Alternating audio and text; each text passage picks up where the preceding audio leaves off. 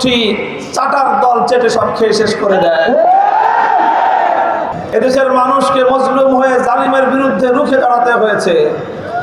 এদেশের মানুষ একবার ব্রিটিশ বেনিয়াদের বিরুদ্ধে লড়াই করে নিজেদের অধিকার আদায় করার চেষ্টা করেছে।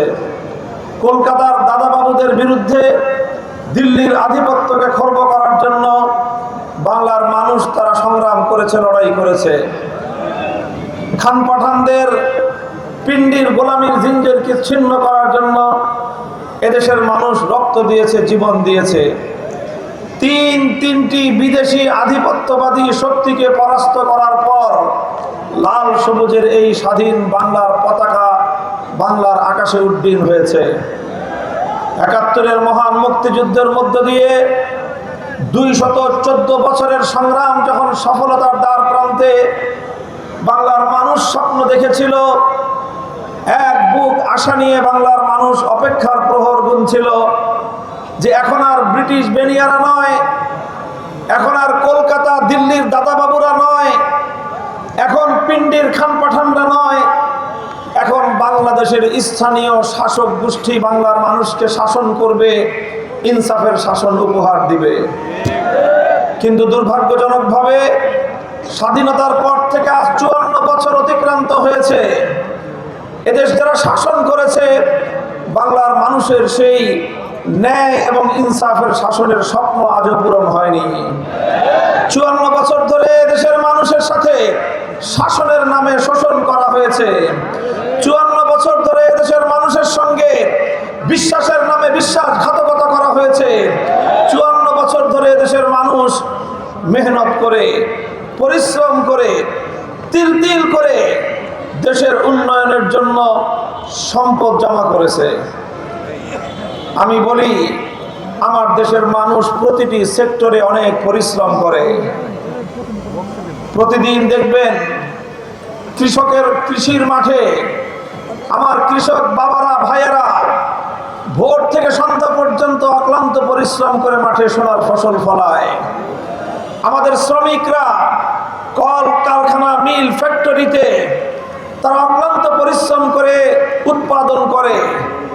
এমনকি গার্মেন্টস ফ্যাক্টরিগুলোতে আমার বোনেরা, আমার মেয়েরা তারা একদিকে সংসার সামাল দিয়ে আরেকদিকে পরিবারের হাল ধরবার জন্য গার্মেন্টসগুলোতে গিয়ে তারা কাজ করে, তারা পয়সা উপার্জন করে এবং সেখান থেকেই তারা তাদের জীবন জীবিকা নির্বাহ করে। মজদুররা, রিক্সাওয়ালারা মাথার ঘাম পায়ে ফেলে তিল তিল করে ঘাম ঝরানো পয়সা উপার্জন করে, টাকা উপার্জন করে। প্রবাসে যায় আমার দেশের সোনার যুবকেরা, সেই প্রবাসী রেমিটেন্স যোদ্ধারা, তারা ৮ ঘন্টার বদলে ১০ ঘন্টা, ১২ ঘন্টা, ১৪ ঘন্টা ওভার টাইম করে রক্ত পানি করে পয়সা উপার্জন করে বাংলাদেশে পাঠায়।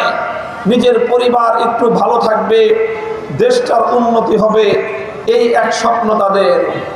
যারা ব্যবসায়ী, ব্যক্তিগত উদ্যোগে ক্ষুদ্র এবং মাঝারি ব্যবসায়ীরা, তারা রাত দিন অক্লান্ত পরিশ্রম করে তারা তাদের এক একটা ব্যবসা প্রতিষ্ঠান দাঁড় করায়।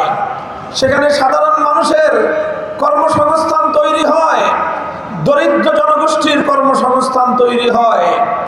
এদেশের ব্যবসায়ীরা ব্যক্তিগত উদ্যোগে বড় বড় শিল্প কলকারখানা গড়ে তুলেছে, যেখানে হাজার হাজার আমার বাংলার দরিদ্র জনগোষ্ঠীর, শিক্ষিত জনগোষ্ঠীর কর্মসংস্থান তৈরি হয়েছে।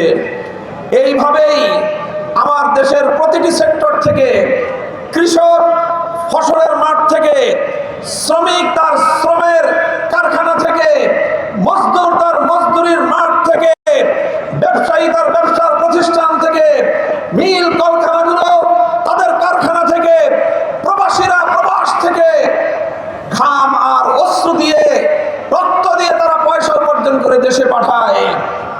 আর দিন শেষে মেহনতি মানুষের তিল তিল করে রক্ত পানি করা উপার্জিত এই পয়সা শাসক গোষ্ঠী চাটার দল চেটে সব খেয়ে শেষ করে দেয়। তারা দুর্নীতি করে দেশ থেকে টাকা পাচার করে বিদেশে বেগম পাড়া করে, সেখানে তারা নিজেদের ভবিষ্যৎ তৈরি করে। আর আমার বাংলার দুঃখী মানুষ তারা এভাবেই দারিদ্র সীমার নিচে দারিদ্র্যের কাছাকাছি জর্জরিত হয়, মানবেতর জীবন যাপন করে। এইভাবেই চলছে দশকের পর দশক, এভাবেই চলছে যুগের পর যুগ। এদেশের মানুষ যখন তাদের পিঠ যখন দেয়ালে ঠেকে গেল, সন্ত্রাসবাদের মাধ্যমে, পেশি শক্তির মাধ্যমে, কালো টাকার বলে বাংলাদেশের সাধারণ নাগরিকদেরকে তাদের অধিকার থেকে বঞ্চিত করার জন্য বারবার তাদের টুটি চেপে ধরা হয়েছে। এগুলো করতে করতে করতে করতে জুলুম, শোষণ, বৈষম্য, অত্যাচার, অবিচার, সন্ত্রাস, মাদকের কারবারি গোটা দেশের মধ্যে যখন এইভাবে একের পর এক অন্যায়ের সাম্রাজ্য গড়ে উঠেছে, 24 জুলাই মাসে আমার সোনার ছাত্র সমাজ তারা রাজপথে নেমে এসেছে। দেয়ালে পিঠ থেকে যাওয়ার পর বিদ্রোহ করা ছাড়া আর কোনো উপায় ছিল না। আমাদের সোনার ছেলেরা স্কুল, কলেজ, ইউনিভার্সিটি, আলিয়া মাদ্রাসা, কওমি মাদ্রাসা থেকে বাংলার 4 কোটি ছাত্র জনতা হাতে হাত রেখে বিপ্লব করেছে, রক্ত দিয়েছে, জীবন দিয়েছে। বাংলার মাটিকে সকল আধিপত্যবাদী বিদেশি দালাল গোষ্ঠী, সন্ত্রাসী গোষ্ঠীর হাত থেকে মুক্ত আর স্বাধীন করেছে।